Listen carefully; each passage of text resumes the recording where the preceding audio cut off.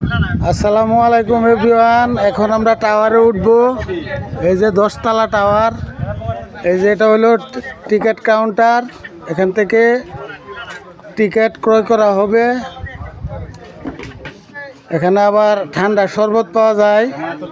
আমাদের রহিম ভাই শরবত বিক্রি করতেছে।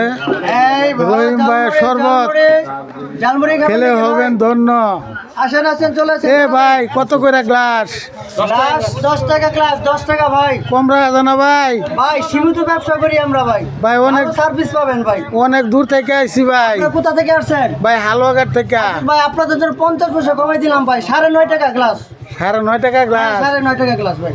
আচ্ছা ভাই, বানাতে থাকেন। এই ইনশাআল্লাহ বানাচ্ছি। কয়টা আপনাদের? না কমান জানা আর চারে না কমান কয়টা আপনাদের?